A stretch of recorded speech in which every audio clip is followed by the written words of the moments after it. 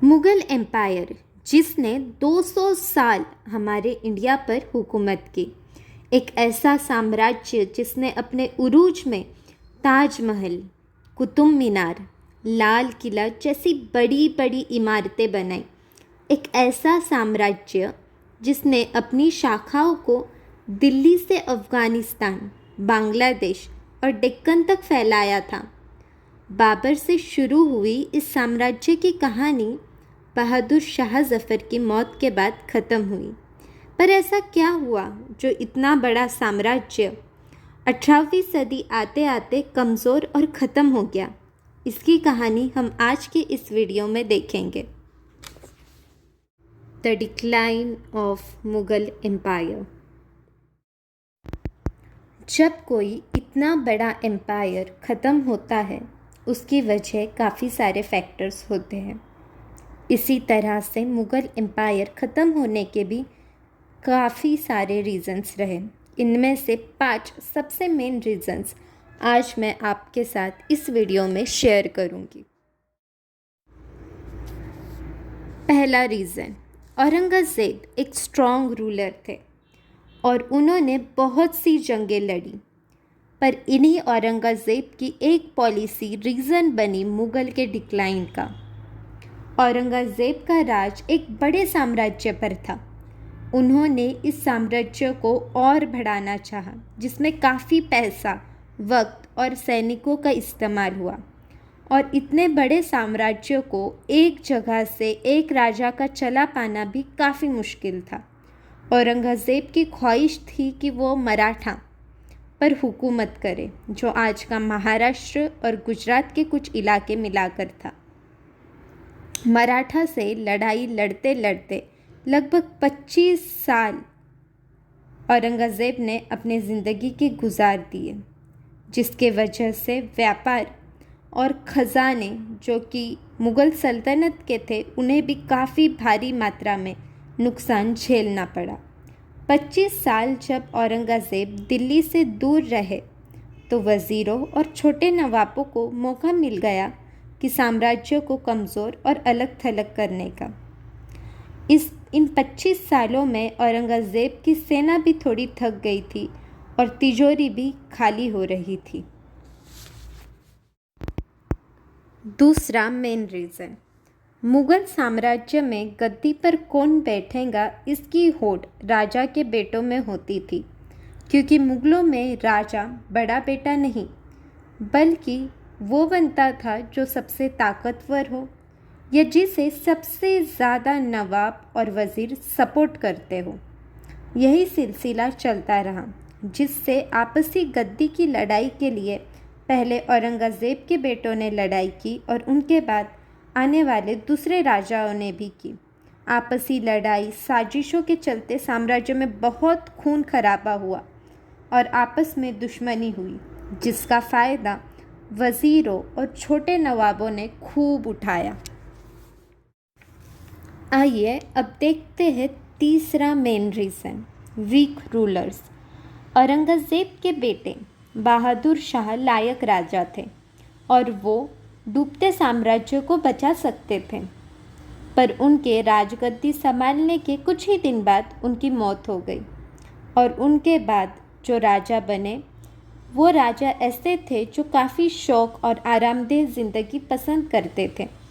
एक राजा का व्यवहार और चरित्र बहुत मायने रखता है उसकी पकड़ राज्य पर बनाए रखने के लिए।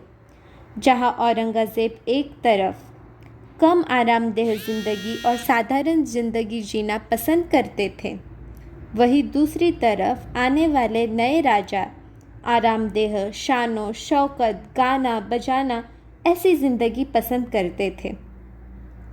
इसके चलते इन राजाओं में पॉलिटिकल यानी राजनैतिक, सोशल यानी सामाजिक, इकोनॉमिक यानी आर्थिक सूझबूझ की भी कमी थी।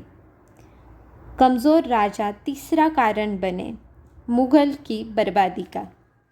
जागीरदारी सिस्टम। जागीरदारों ने किसानों से ज़्यादा कर वसूलना चाहा।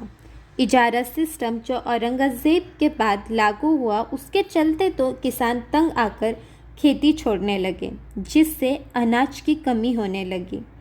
अनाज इतना कम हो गया था कि साम्राज्य की ज़रूरतें भी पूरी नहीं हो पा रही थी। लोगों में नेशनलिज्म की कमी हो गई। मुग़ल साम्राज्य एक मॉडर्न देश स्थापित कर पाने में असफल हो रहा था। ज़मींदार खुद राजा के खिलाफ हो रहे थे। व्यापार कमज़ोर हो गया था। किसान खेती छोड़ रहे थे। इससे साम्राज्य आर्थिक रूप से कमज़ोर हो गया था। पांचवा मेजर रीज़न, नादिर शाह और अहमद शाह अब्दाली को खबर हो गई थी कि साम्राज्य अंदर से खोखला हो रहा है और यह एक अच्छा मौका है मुग़ल सल्तनत पर हमला करने का। नादिर शाह और अहमद शाह अब्दाली ने बारी बारी से मुग़ल सल्तनत पर हमला किया, लोगों पर अत्याचार किया।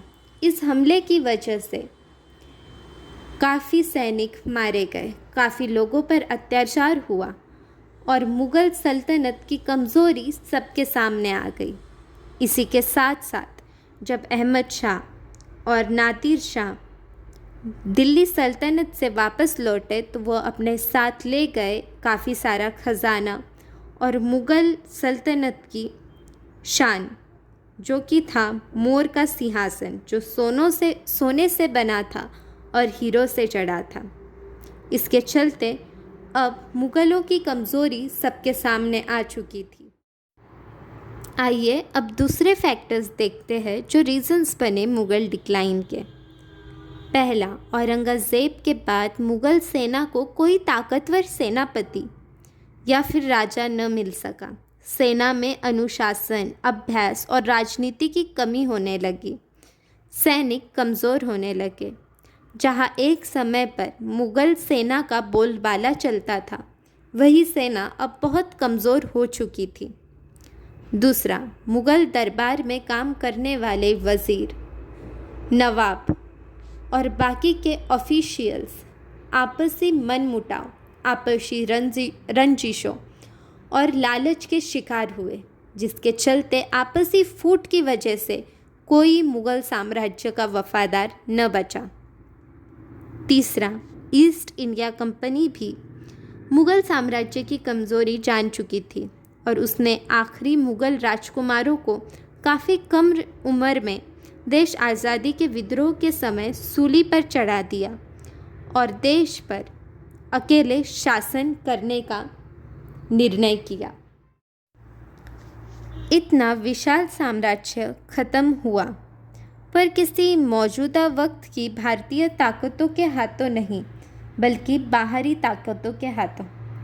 मराठा एक वक्त पर इतनी ताकत रखते थे कि वह मुग़ल साम्राज्य को ख़त्म कर सके, पर उस वक्त भी किसी में इतनी ताकत नहीं थी कि टूटते हुए, डूबते हुए मुग़ल साम्राज्य को हराकर वापस से एकजुट कर अकेले शासन कर सके और मौजूदा दौर में एकजुट हो सके। इसीलिए जब मुग़ल साम्राज्य पूरी तरह से ख़त्म हुआ तो हम पर फिर शुरू हुई ब्रिटिश की हुकूमत। इसी के साथ मैं आज का ये वीडियो ख़त्म करती हूँ। उम्मीद है आपको मेरा आज का वीडियो पसंद आया होगा, और अगर आपको मेरा आज का ये वीडियो पसंद आया है then please do like, comment, share and subscribe. Thanks for watching.